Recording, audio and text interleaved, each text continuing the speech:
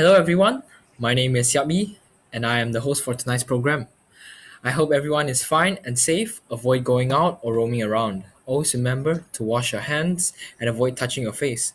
Most importantly, stay at home. Although this JPO family broadcasts are amateurish, we are providing opportunities for people with different interests to learn not performance but transferable life skills. We are doing this series of program because JPO think this will be able to help in uplifting the spirit of everyone in this long period of lockdown. Please help us to do the polling, and if you have any questions to ask, please type them in the Q&A right below. JPO are indeed very honored to be able to invite Mr. Joshua Tan Kang Ming as our special guest for tonight. Mr. Joshua Tan is a Singaporean conductor with a prominent background involving his achievements. He had graduated from the Juilliard School and the Eastman School of Music with a high distinction, and has since then earned several awards and scholarships. These include being the second prize winner of the 2008 Dimitri Mitropoulos International Competition, the Singapore Young Artist Award in 2011, the NAC Shell Scholarship, as well as the SSO MOE Scholarship. Mr. Tan debuted in venues such as Carnegie Hall, Philharmonie Berlin, Mariinsky Hall, and Bun Kamura. His rise within the international music industry has been attributed to these successful performances. He has conducted orchestras across the globe in such as the Beethoven Bonn Orchestra in Germany, the Urals Philharmonic and Mariinsky Theatre Orchestras in Russia, the Tokyo Philharmonic and Metropolitan Orchestras, as well as the Hong Kong Philharmonic Orchestras. He has also conducted various orchestras in Taiwan and China. Additionally, he has studied under various renowned conductors such as James the Priest and Charles Dutoit, while working alongside many others such as Michael Tilson Thomas. Furthermore, Mr. Tan is hailed as a versatile conductor due to his familiarity with other forms of musical works aside from symphonic music, such as operatic and ballet works. His substantial repertoire for opera includes La Traviata, Rigoletto, The Flying Dutchman, Lohengrin, Carmen, Don Giovanni, Madame Butterfly, Costi fan tutte, and Turandot. He has also served as a cover conductor for Christoph Eschenbach and Lorin Maazel. He is also equally adept with music for ballet, film, and multimedia. These include works such as Disney's Fantasia and Pixar, all three installments of BBC's Blue Planet series, West Side Story, Jurassic Park, and James Bond themes. One such performance, the Singapore premiere of Bernstein's Mass, which he had conducted, was even voted the best classical concert of the year 2018 by the Straits Times. He then received the same award consecutively the next year for his performance of the opera Don Pasquale. Mr. Tan currently serves as the Associate Conductor of the Singapore Philharmonic Orchestra, Principal Conductor of the Singapore National Youth Orchestra, and Director of the Asia Virtuosi. Highlights of his recent works in the past year include the ballets Swan Lake, Romeo and Juliet, Nutcracker, the operas Carmen, Don Pasquale, and debuts with the Sydney, Adelaide, Sichuan, and Suzhou Symphony Orchestras, as well as return engagements to the NCPA Orchestra and Osaka Century Orchestra. So let us welcome Mr. Joshua Tan Kang Ming. Hello, Hello. Mr. Hi. Good Joshua. evening. Glad to have you here for today's program. Could you share more about the video we have watched just now? Well, that was with the National Center for Performing Arts Orchestra when I was the resident conductor for them. And that happened to be a New Year's Day morning concert. So it was very early in the morning, around 11 a.m. And they had Oh, just done an evening concert on the 31st December. oh, So I was sharing the stage with Lauren Mazel. So he did one concert and I did the other one. oh, okay. How did you come to pursue a career as a conductor? By extension, how did you receive the opportunity to conduct orchestras on a global scale? Well, it was a very, very long route. I did not set out to become a conductor. Instead, I was a violinist by training. My dream was always to play in an orchestra. So I went to the Eastman School um, to major in violin performance. And it was there that I started studying conducting because I thought if I know the orchestra a lot better, and when I do auditions, because orchestral auditions are extremely difficult and competitive, I thought that might give me an edge somewhat. Uh, Yes. so to cut a long story short, I managed to pass the audition. I was actually a violinist with the Singapore Symphony, for a while. I did not give up conducting though. So every summer during the summer vacation, I would still go for master classes, lessons, and festivals. And it was at one of them that I had a chance meeting with Charles Dutoit. He kind of liked me, so he accepted me as a private student, and he became my mentor. And it was thanks to him uh, that I completely switched over, because he said he used to play in an orchestra too, uh, which is such an important training ground for any conductor, to see it from Yes. within. Then you really understand how the orchestra works and what to do and what not to do during a rehearsal. And it's due to his encouragement that uh, I quit, I resigned, and I left. I managed to get into Juilliard to pursue conducting, and that was how it started. And that picture is it's me with Charles Dutoit. Oh, wow. Okay. So, as a conductor held to be versatile with symphonic, operatic, and ballet works, would you care to elaborate on the differences of these forms of art in terms of conducting? Uh, I think in terms of the work, for me personally, I don't feel that there's a lot of difference. I mean, in terms of preparation, one needs to be as prepared as possible. So there's a lot of preparation that goes into it. Um, but the main difference is that with operas or ballets, uh, there's another side to it. You not only do you have the orchestra, but you have the stage direction as well. You have the lighting, of course. You have singers, and in the case of the ballet, you have dancers. So Yes. there is a further extension. So I not only have to take care of the music, I have to take care of what's happening on stage as well, and to make sure that is coordinated well enough, and the singers are comfortable, or the dancers are physically able to dance at a certain tempo. Um, Also, when we perform such works, we're actually in the pit.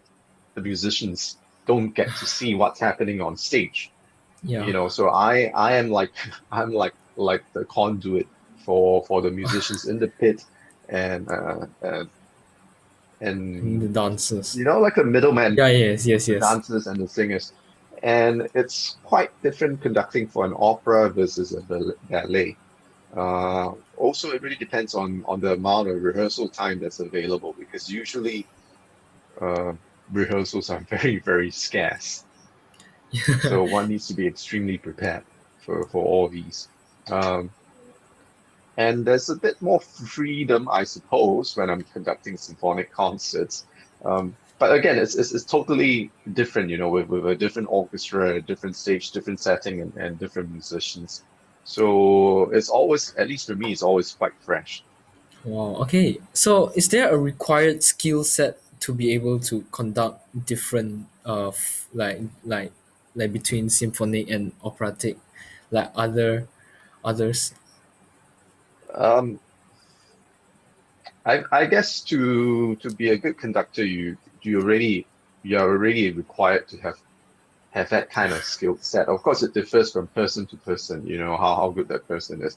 But I guess the most important thing is the sensitivity as a musician, because you need to be sensitive to the needs uh, of not only the players, but what the singers want or require, or what the dancers require as well.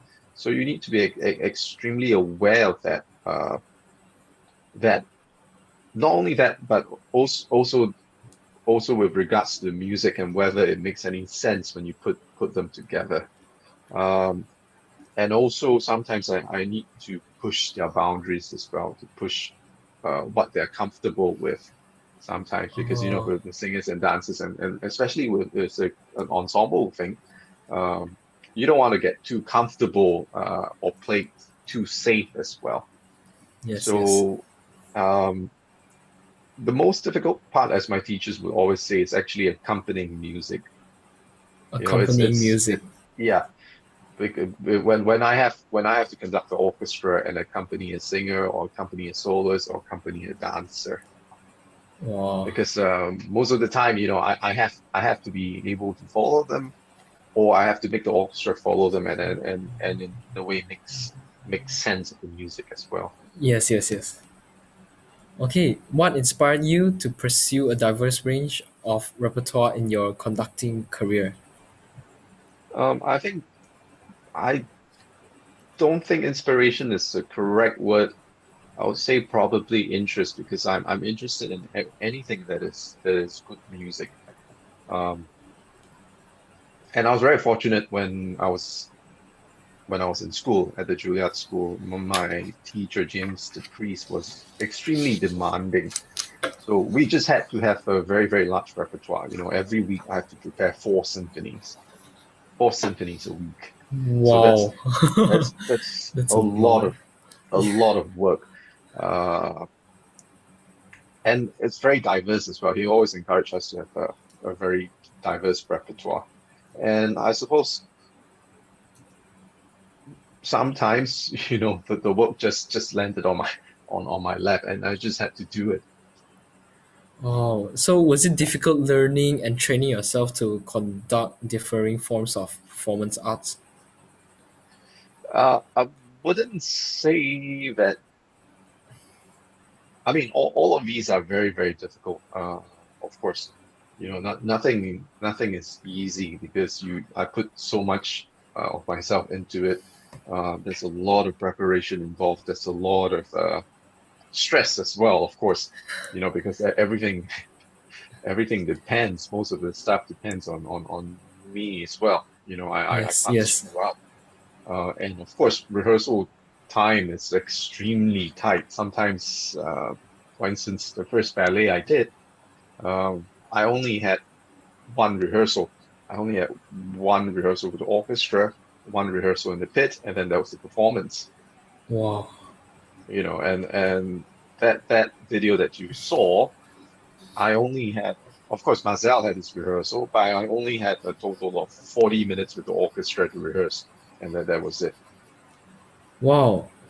So, So, so you really really need to know your music and work very very well, because you can't waste any precious time at all. Of course, in normal circumstances, you usually get 2 or 3 days of rehearsals, oh, but but sometimes you get very very little. Yeah. so, in your opinion, what do you think is the most normal duration for a rehearsal? Um, for most orchestras, it's 2 days, and then a dress rehearsal concert. That's 2 full days. Some orchestras like to split it in half days, so they may have three Ah, mornings and then a dress rehearsal and then a concert. Of course, with ballets and operas, sometimes they have two casts. Then the rehearsal timing is a little bit more because you have to run the stage rehearsal with the different casts. yes. Um, and for certain programs, um, they may decide that just one rehearsal is enough. For with a lot of outreach programs, we just make do with one rehearsal. But it differs from place to place, but that is quite the norm. Oh, okay.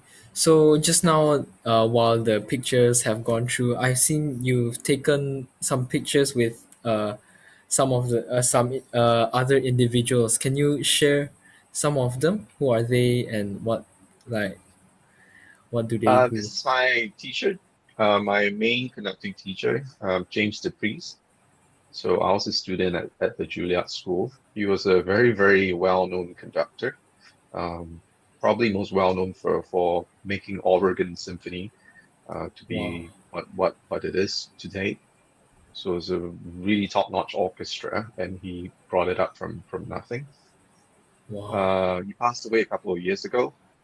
This is with Kurt Masur, was a very famous conductor. Also recently passed away a couple of years ago, and I was very fortunate to be with him for a couple of master classes and festival. And this was the year when we performed Beethoven 9, the Bonn Orchestra. So he wow. chose three students of his. We each conducted one movement, and then he conducted the last movement. Oh, wow. And this is David Zinman. David Zinman was also one of my teachers when I attended um, I think it was the American Academy of Conducting at the Aspen Festival. Also a brilliant, brilliant, fantastic conductor. This was taken when he visited Beijing, but he was guest conducting another orchestra. So I met him again after a number of years. Oh, okay. So this And this is, of course, Charles Ducroix. okay. So would you like to walk us through on how you would prepare yourself to conduct new works before the first rehearsal? It really depends on how much time I have and what projects are going on, uh, and how much notice that I've been given.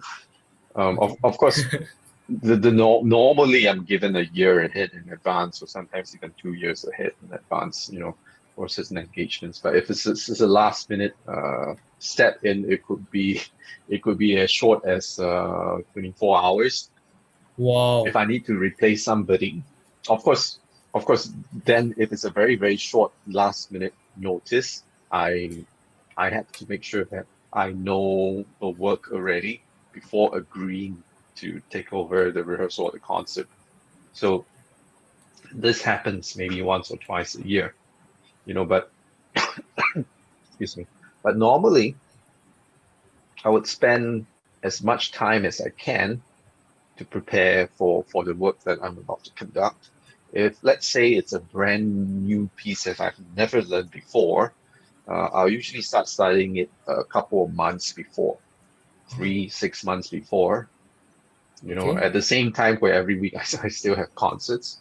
So I slowly digest it, make sure that it gets into my system. And then as the concert draws closer, I just increase the amount of time spent on it. And then the most intense period is probably um 2 weeks or 3 weeks before.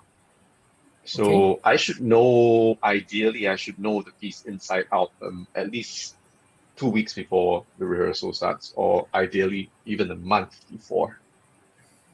Because when I get into rehearsal, I should already be working on my next couple of Yes. programs, right? That, Yes, that, yes, that have to yes. come.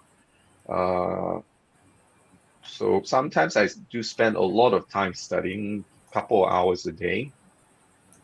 Wow. So Um, just now you mentioned like as late as 24 hours. Like how did you prepare them? And like what was your experience? oh, well, I just take as much time as I can to prepare. Uh, and of course, I have to know the music already because my manager, they have a list of works that I can do with very, very short notice. I've been asked to do certain rehearsals or concerts, and I said no to them because it's just impossible for me to learn a new piece, especially a very complex piece, in a day. Yeah. Ah, yeah. So So could you give unless unless us I've uh unless I've sorry, already sorry. rehearsed it, unless I've learned it before, I rehearsed it before, then I'll say yes. Yeah. Okay, okay. So could you give us some examples on how you will improve your conducting based on what you managed to take away from rehearsals? Um, I think conducting is somewhat different from playing an instrument. Because at least for me, and from what I've been taught and through my teachers, we don't really focus on the conducting technique itself. Technique itself is already there. So my focus is usually on getting the maximum results in the given amount of time. With X number of hours, what can I achieve? Because one also has to be realistic. If you only have 2 days Yes. to rehearse, or you have only 3 hours to rehearse, what can you do? Yes, And it yes. differs from orchestra to orchestra. Each orchestra's ability, capability, it's just different. It's like playing a different instrument. So I Yeah. have to be extremely sensitive during rehearsals and probing what's possible and what is not. Um, it also depends on the hall. It depends on Yeah. quite a number of factors as well.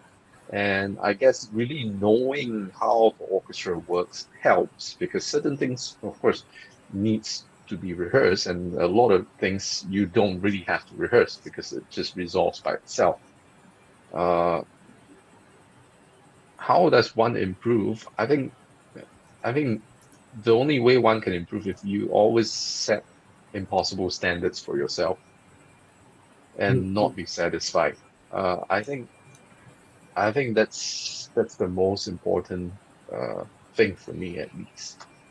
wow. Okay. So during this situation with the pandemic where full rehearsals are discouraged, how do you maintain your skills and prepare for upcoming performances? Well, we do still have rehearsals going on. We still do have concerts going on, online concerts. Um, it's just been, I think, just slightly more than 6 months. So it hasn't been exactly too long a period of time whereby work has stopped because, frankly speaking, about even 4 or 5 months ago, we've already had, I'm constantly in online meetings and we're still planning. And we did come out with some online programming as well. So there's still work. Uh, but in terms of keeping up skills, I guess it's not like I'm a pianist or a violinist. I have to be Yes. constantly practicing because right now music is always in here, and I'm constantly thinking about it. But at the same time, one has to live a life as well, and it's very important as an artist, Yes. to be able to live a life and it's just a silver lining in the cloud as well because I think I had to take a break, and it was a nice break for me for a month or two. Just reset. Yeah. Yes, yes. Okay, so this is a message to the attendees and the viewers. If you have any questions to ask, please don't be shy. You can just ask, and then Mr. Joshua will reply you. Will give you answers through live. So moving on to the next question. Knowing what our Jesselton Philharmonic Orchestra is doing, do you have any advice or views regarding the activities that we are doing right now? Um, I think community orchestras are a very important part of the fabric of society. For example, in Japan, there are a lot of excellent community orchestras. Um, it's not only the duty of professional musicians to spread the love for music, but it's also up to amateur musicians and fellow music lovers as well. There's a reason why in Singapore we had this whole hoo-ha about musicians or the arts being non-essentials. Community orchestras are a very important part of the fabric of society in terms of helping to promote the love of classical music. For example, in Japan, there are a lot of very good community orchestras, and it's not only the responsibility of professional musicians to spread the love for music, but it helps tremendously uh, when amateur musicians do the same as well, because inadvertently this will create more groundswell and ground support for classical music. Yeah. Okay, so we'll move on to the Q&A session. So the first question and is from an anonymous. So you must have been already a very fine violinist before deciding to become a conductor. Was it very difficult for you to leave the violin to embrace another form of music making without the violin? Initially, yes, it was. I mean, I of course I miss playing the violin as well. But to me, it's just a tool or form of expressing music. So basically, I don't play now, but I create music in a different way. So in a sense, I didn't really leave uh, the music making profession. So for me, there's no difference as a violinist, a flutist. They're all Yes. musicians. Up till now, do you still frequently practice your violin? No, I just don't have time for that. Okay, so besides your work in Singapore Symphony Orchestra and your engagements abroad, do you direct a community orchestra in Singapore? No, I don't. Okay, so we have quite a number of questions coming in. So, hi Maestro, what would you say is the most demanding for you to conduct an orchestra concert, an opera, or a ballet? They all have different demands. It's not necessarily one is more demanding than the other. Uh, Different challenges, of course, but I think they're all equally demanding in the sense that I have to be at my best, always at my best, and to help to bring out the best in others as well. Okay, so could you elaborate more between the orchestras and the opera and the ballet? Well, like I said before, because the orchestra is just an orchestra, Yes, So if we're doing symphonic music, there is just that slight amount of more spontaneity that is allowed, that we can yes, play around with.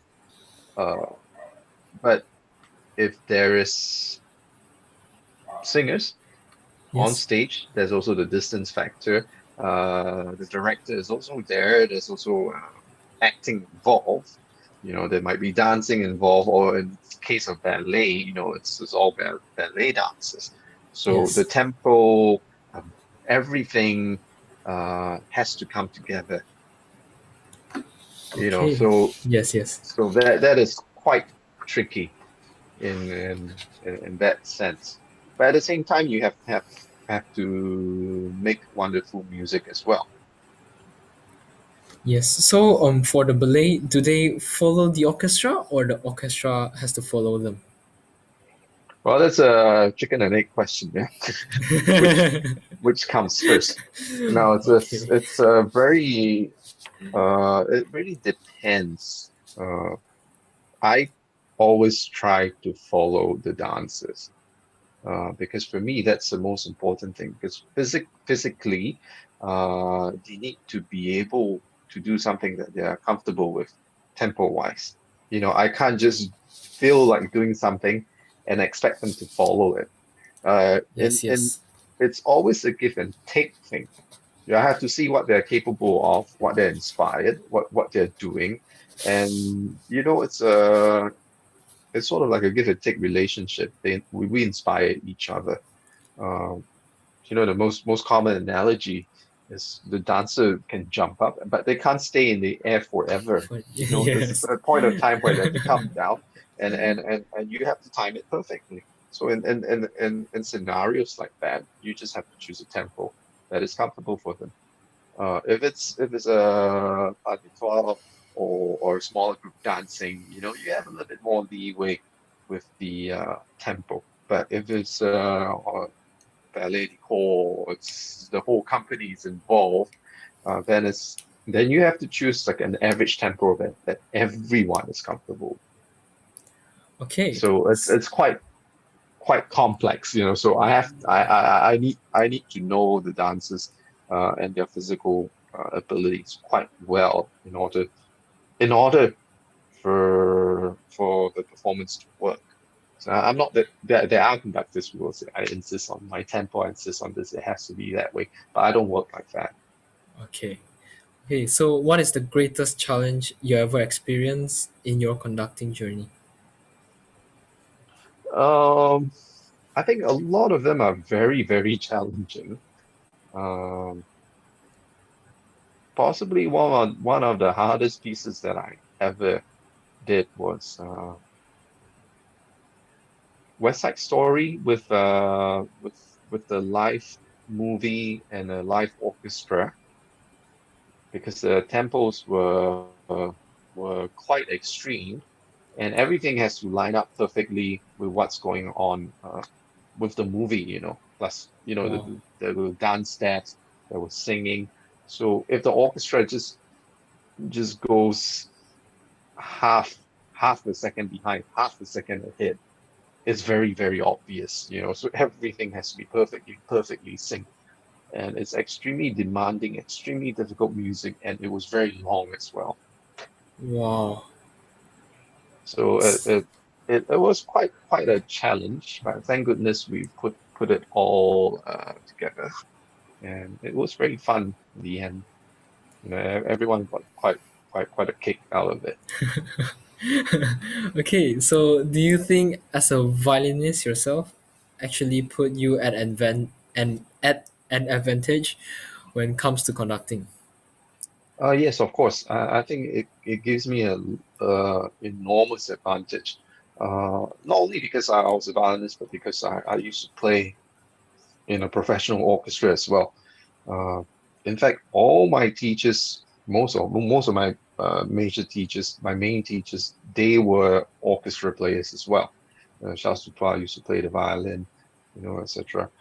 Um, and I think that gives a very different perspective because being in the orchestra and seeing so many conductors come in and work, you kind of know what not to say and what not to do. What is effective and what is not. Yes. Okay, so what is your definition of a good orchestra? Um, that's a very, very difficult question to answer because a lot of orchestras are in different stages of, development, have different histories, different individuals. But for me, I guess a very simple thing will be if the orchestra is open-minded and they are willing to try new things, and most importantly, um, they are very eager to play, and there's passion for music there. There's passion for music making, uh, and also an interest to engage always with the audience. I think that's the most important thing. And if you have all these there, then the orchestra will grow. Okay, so this is from a junior of mine, Amanda Kai Tan. So, um, hi Maestro, do you have any advice for aspiring conductors, especially in this time where normal workshops or festivals are affected? Thanks. Um, I don't think this applies to conductors per se, but as musician, um, you always have to spend a lot of time, learning your music, studying your music, or practicing your instrument, uh, and have a very, very open mind on different styles as well. Because I know a lot of musicians are very, very close-minded, and that's not very, very good, because the people perspective of music do change as one gets older or one goes through different life experiences, and that's what makes some of the great artists so good, is because they're open-minded, and they're constantly learning. You don't stop learning after you become the best conductor. You don't. I've seen like many famous conductors, they still spend a lot of time studying. So this thing never stops. The learning process can never stop. And you can be, somewhat satisfied with your own work or achievement, of course. But I guess the most important thing is like you always set the bar higher, you know, one step at a time. But the bar has to be constantly rise in order to maintain that hunger, Ah, to yes. excel, to always improve. So, but at the same time, of course, it's very important that you're exposed to different things other than music. Read a lot, go out, make friends, of course, with non-musicians, live life, enjoy other aspects of different art forms. Uh, Read a lot, not only about music, but art and history and politics and science. uh, because music or art is a reflection of the human condition, and you need to understand the human condition in order to be a good musician.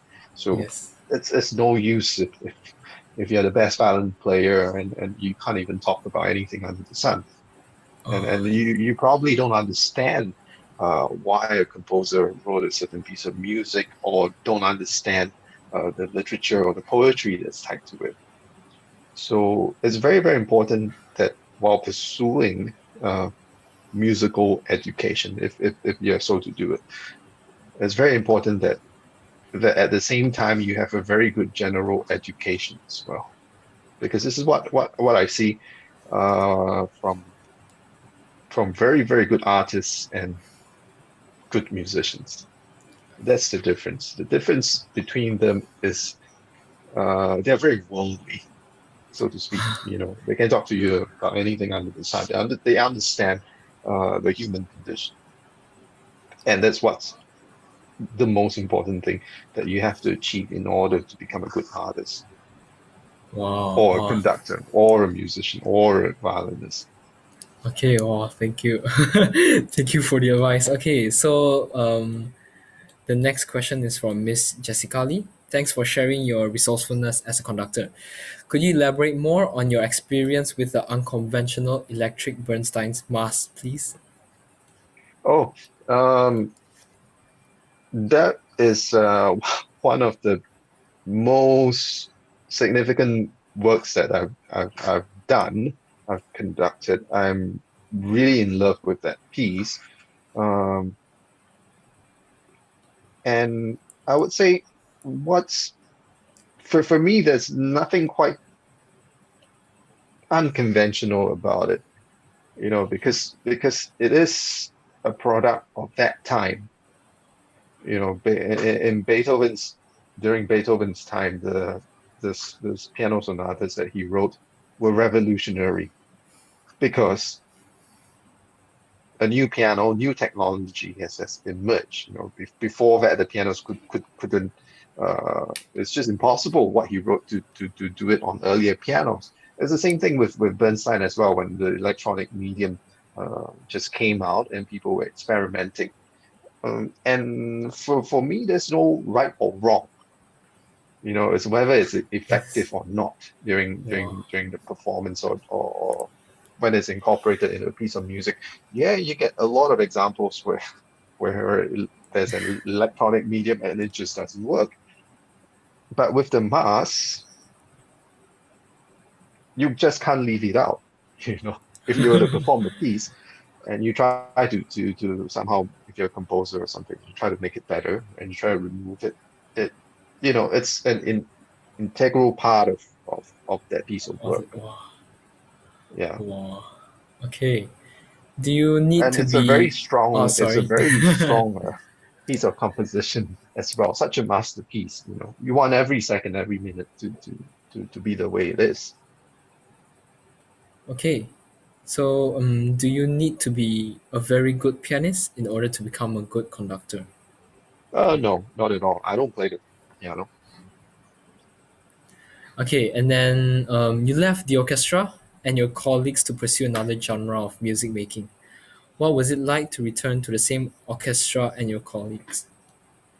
Uh, I think it is. There are challenges, of course, uh, but it was like a dream come true for me, to come back and work with my fellow colleagues, and most of them are very, very supportive. And I don't think, for me at least, there's any difference. Um, because I guess wherever I go, it's the same requirements, the same demand that I place on myself.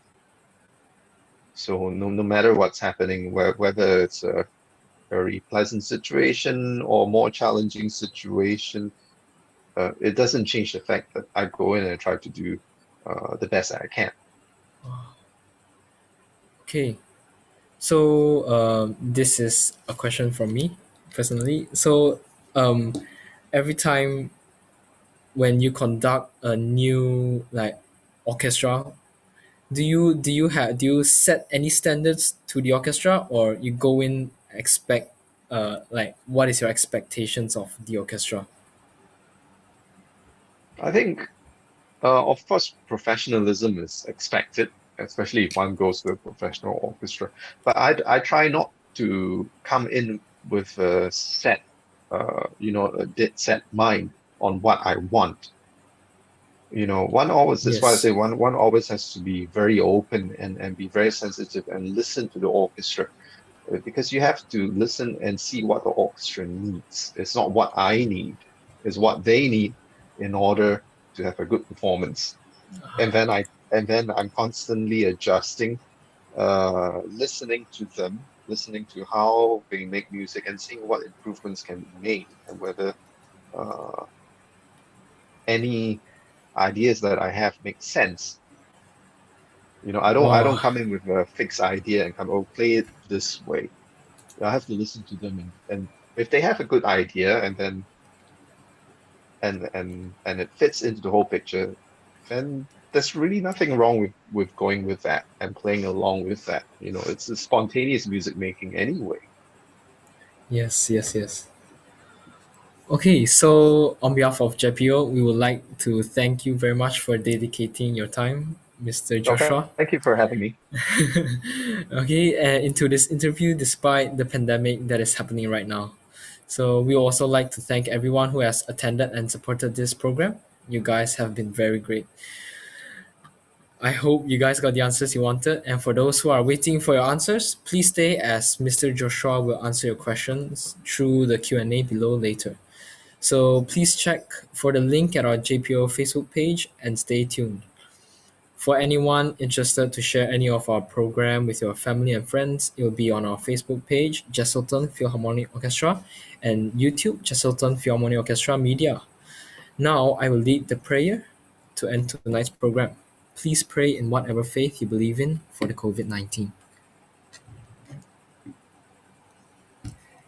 Heavenly Father, we thank you for your faithfulness in how you have guided and equipped people in their jobs and have provided in the past. It can be scary and overwhelming not knowing how bills and obligations will be met or to not be able to provide for families. As people feel financial strain during the uncertainty, bring them comfort and peace, reminding them that you are there for them. Provide for them in their times of need. In Jesus' name we pray. Amen. Okay, so that's all for today's program. Thank you everyone and thank you very much, Mr. Joshua. Goodbye.